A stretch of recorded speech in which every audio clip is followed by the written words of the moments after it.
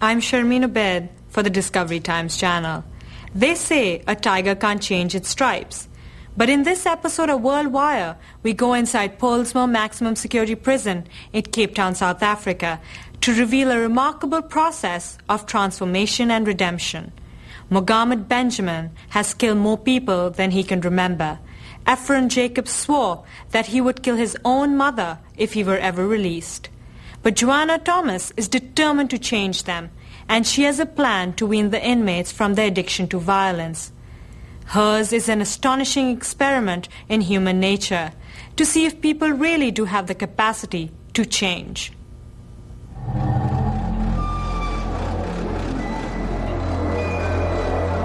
In this prison, a brutal and all-powerful gang system reigns. It is known as the Numbers, and it is a dark and impenetrable secret. Until now.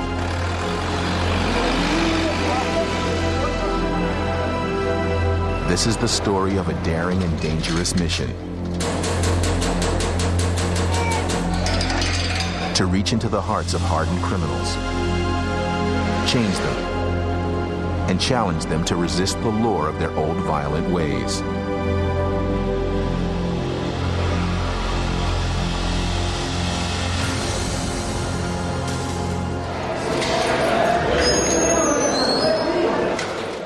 Pollsmoor Maximum Security Prison in Cape Town. After months of negotiation, the BBC was granted access to the secret world of the Numbers gangs. The prison houses mass murderers, multiple rapists, and armed robbers. The gang system rewards violence. Only those who are willing to commit atrocity, to maim and kill, can rise to the top. Mohammed Benjamin has killed so many people inside the prison, it's made him the highest-ranking gangster here, a general. In the camp of 28, a person's life is in my hands. The final decision is mine.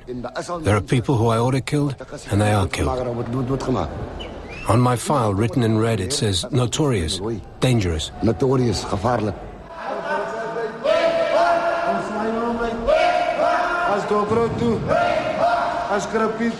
Most prisoners here are awaiting trial. It can take up to 4 years for a case to come to court. While they're here, the Numbers gangs can trap them for life.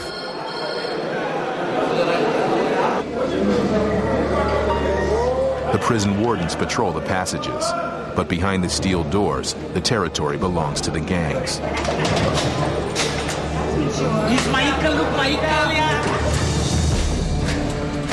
They have their own elaborate military hierarchies, their own laws, their own codes of conduct and punishment, and until now, an unbreakable code of secrecy.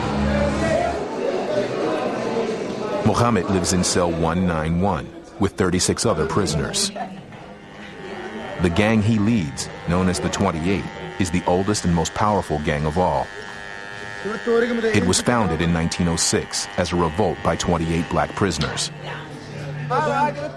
Members of the 28 live alongside two other gangs, the 26 and the 27, crowded together in this single cramped room. In prison, the men of the 26 concentrate on theft. They rob and steal. The men of the 28 have sex with each other at night. And they exert total control over the other groups.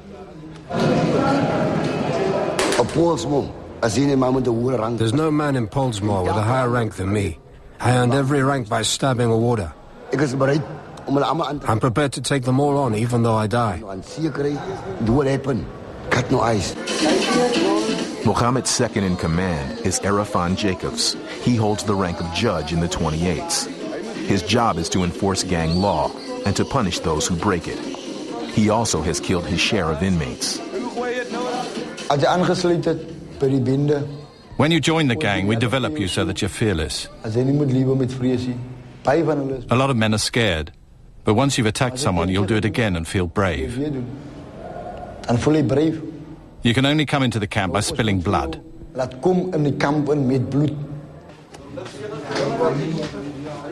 gangs demand constant demonstrations of loyalty. They carve the emblems of their allegiance into their skin. This is their uniform.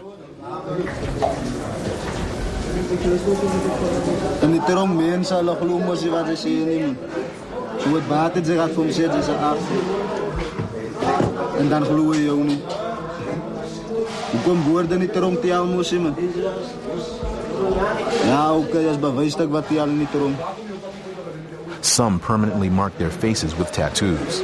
It is the complete abandonment of all hope of a life outside. The day I came to prison, I had a grudge against my mother, and I cut these words, "I hate you, Mum, I don't care," all over my face, because I thought I'd never come out of prison.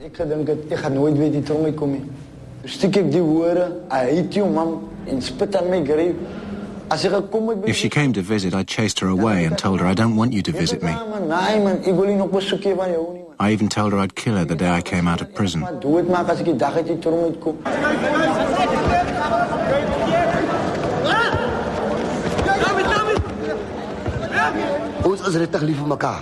We really love each other. I'm prepared to die for the next 28, and he's prepared to die for me. I'm prepared to commit murder for him.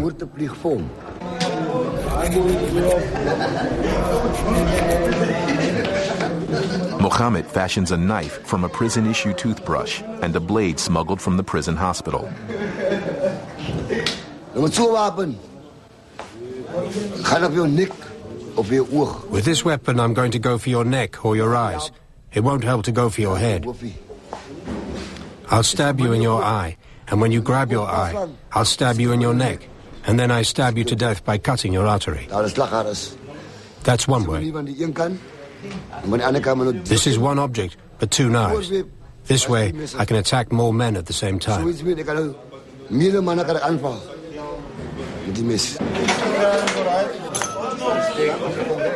The prison's wardens are natural targets for the gangs. They're only lightly armed with batons and tear gas. And they're outnumbered 100 to 1 by the men of the Numbers gangs. One warden discovers that he's been selected as a target. Someone in the Numbers has plans to stab Barry Coetzee as a test of courage. A number's been called on me, which means I'll be stabbed or cut with a blade. My blood has to flow.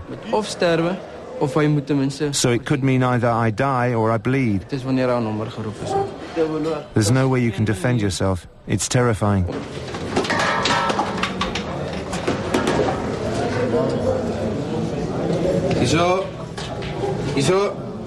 Nearly half the wardens in maximum security have been stabbed at least once.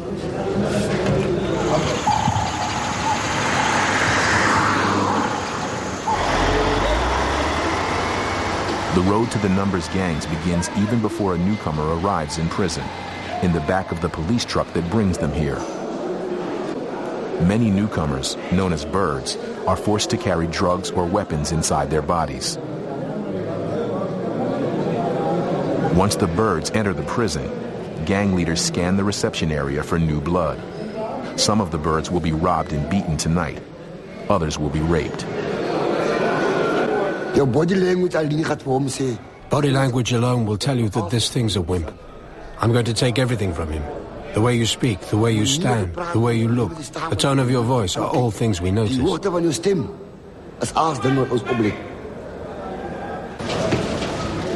The prison authorities try to stop recruitment, but the Numbers gangs now dominate every maximum security prison in South Africa.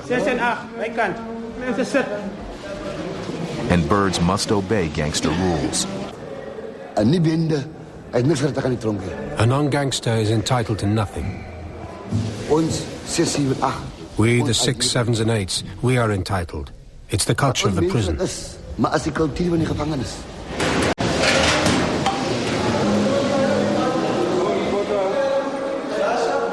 At lockup time, the wardens retreat from the life of the prisoners.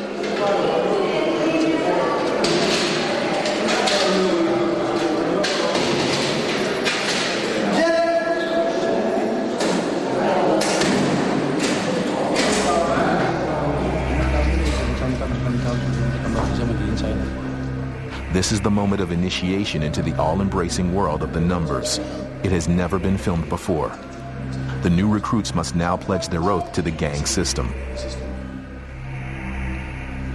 For the gangs, the commitment made here is sacred and lifelong. For the birds, showing fear is a death sentence.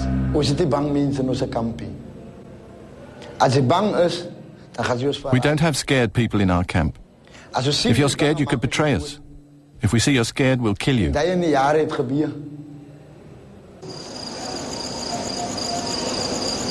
Being untrustworthy is another fatal error. Mohammed recalls conducting a gruesome murder of one unreliable inmate. I was naked so that the blood wouldn't splatter my clothes.